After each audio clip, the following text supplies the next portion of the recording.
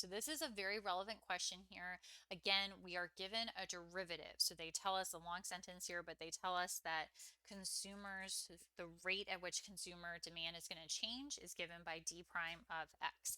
Now, I always like to make a big emphasis because everything is going to be different depending on the problem of what the x represents. You want to kind of get your head around that. So here, x is the price per unit. So I sometimes even write that down, that x is the price. And D, of course, is the demand. All right, so we are given, what do we have here? We're given this demand function.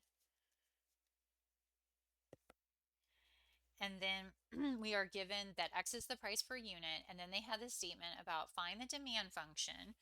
So we want to find D of X. So we want to find the original function.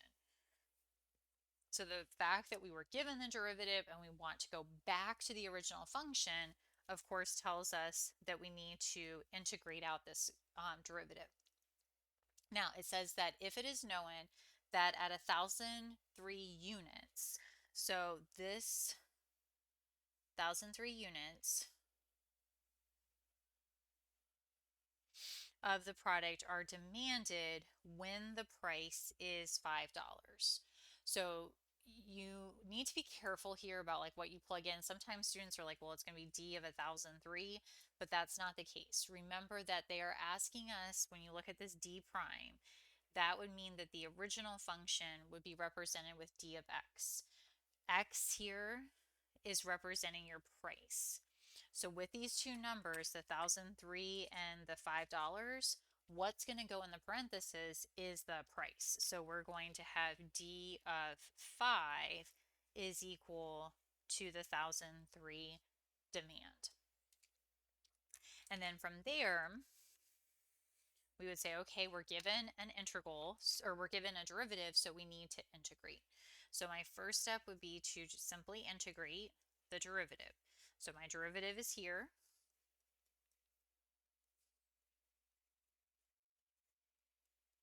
And I'm going to apply the integral sign dx, integral sign dx. And on the left-hand side, just like with these last two problems, the integral and the derivative, those are going to cancel each other out. Remember that that dx is also attached to the integral sign. So the only thing that's going to be left is the capital D of x.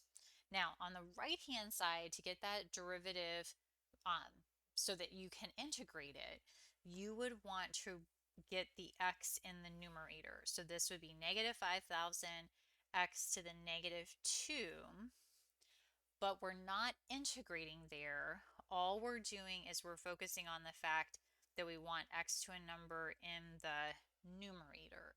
So what you would do is you would still have the integral sign, you would still have the dx. So that's just prep work to get the x to the number in the numerator. Then to actually integrate it, you would add 1 to the exponent. So negative 2 plus 1 would give you negative 1, and then divide by the new exponent. And then, of course, our plus c, we only have 1 plus c per problem. So that's our d of x. Now, before I get too excited about like finding my c value, I would definitely clean this up. I would write this as, okay, I have negative 5,000 over negative 1. So that just gives us 5,000. And then this x to the negative 1 would be over x in the denominator. Then my second step, of course, is to find the plus c using the fact that d of 5 is equal to 1,003. So that tells me that I'm going to plug in x is equal to 5. So I will have d, and then for all those x's, plug in 5. And then replace that d of 5 with the 1,003. So I would have 1,003 equals the 5,000 over 5 would give us 1,000 plus c. And then I can simply solve for the c by subtracting 1,000 from both sides and getting c is equal to 3. Now, remember, we want to put these two together. So the answer that we found in part 1 was our general solution, the 5,000 over x, and then we'll combine that with the plus c that we now know.